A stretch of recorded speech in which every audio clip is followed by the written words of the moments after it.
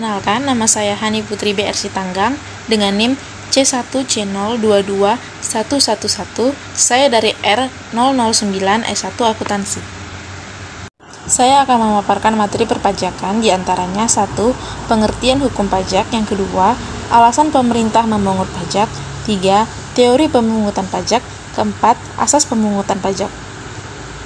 Yang pertama adalah pengertian hukum pajak.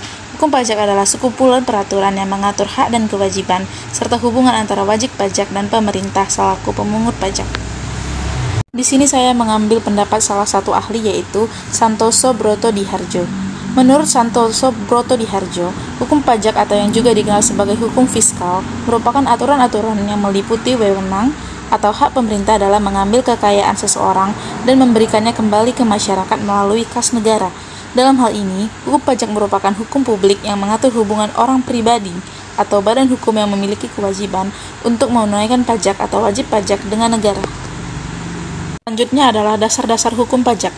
Pajak dikenakan kepada wajib pajak oleh pemerintah melalui kantor pajak, sehingga perlunya hukum pajak untuk mengatur hubungan tersebut. Hukum pajak yang mengatur hubungan antara pemerintah dan wajib pajak dibagi menjadi dua jenis, yaitu pertama, dasar hukum pajak material. Hukum pajak material adalah hukum pajak yang memuat norma-norma yang menerangkan keadaan, perbuatan, peristiwa hukum yang dikenakan pajak, atau disebut juga dengan objek pajak. Siapa yang dikenakan pajak? Berapa pajak yang dikenakan? Segala sesuatu tentang timbul dan hapusnya utang pajak, serta hubungan hukum antara pemerintah dengan wajib pajak. Contohnya, Undang-Undang Nomor 42 Tahun 2009 tentang pajak pertambahan nilai barang dan jasa dan pajak penjualan atas barang mewah atau PPN dan PPNBM. Selanjutnya yaitu dasar hukum pajak formal. Hukum pajak formal adalah memuat tata cara untuk melaksanakan hukum pajak material menjadi kenyataan. Hukum pajak formal memuat hak dan kewajiban wajib pajak, hak dan kewajiban fiskus, dan tata cara penetapan pajak. Contoh, hukum pajak formal antara lain Undang-Undang Nomor 28 Tahun 2007 tentang Ketentuan Umum dan Tata Cara Perpajakan atau KUP. Yang kedua, Undang-Undang Nomor 3 Tahun 2009 tentang Perubahan Kedua.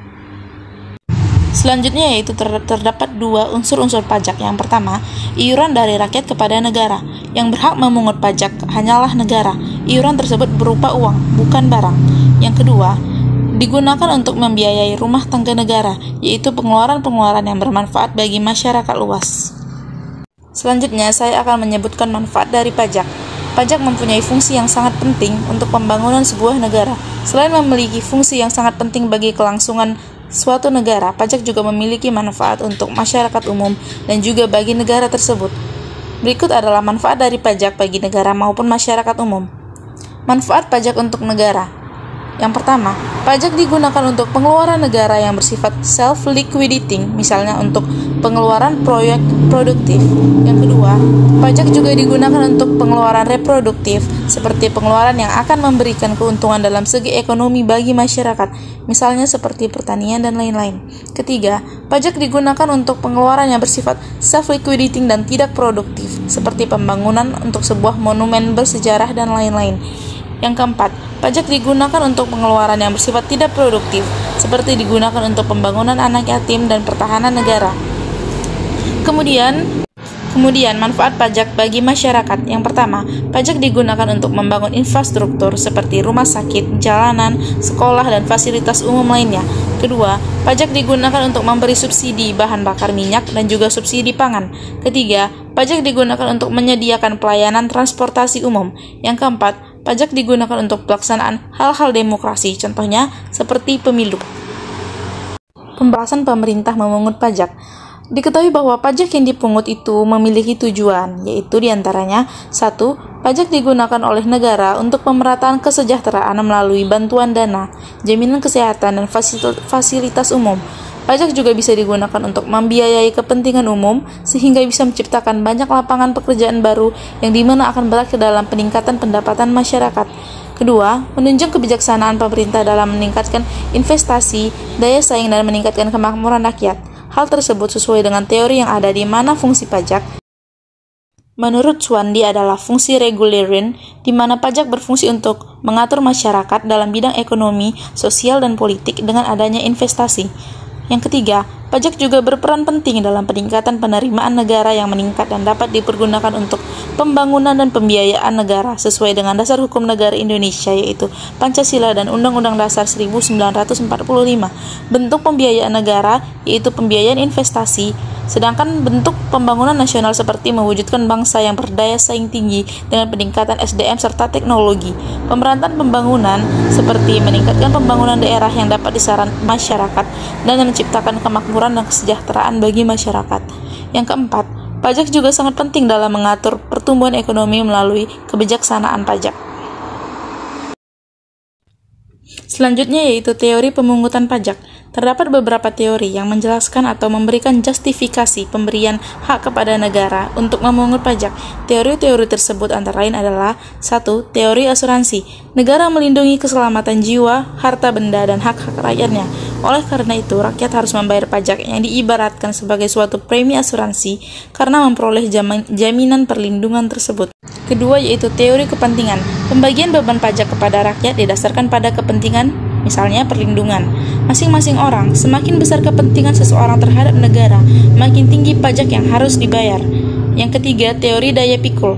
Beban pajak untuk semua orang harus sama beratnya. Artinya, pajak harus dibayar sesuai dengan daya pikul masing-masing orang. Untuk memikul daya pikul, dapat digunakan dua pendekatan yaitu yang pertama, unsur objektif, dengan melihat berapa besarnya penghasilan atau kekayaan yang dimiliki oleh seseorang.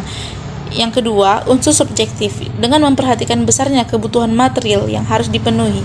Yang keempat yaitu teori bakti. Dasar keadilan pemungutan pajak terletak pada hubungan rakyat dengan negaranya. Sebagai warga negara yang berbakti, rakyat harus menyadari pajak adalah sebagai suatu kewajiban. Kelima, teori asas daya beli. Dasar keadilan terletak pada akibat pemungutan pajak. Maksudnya, memungut pajak berarti menarik daya beli dari rumah tangga masyarakat untuk rumah tangga negara.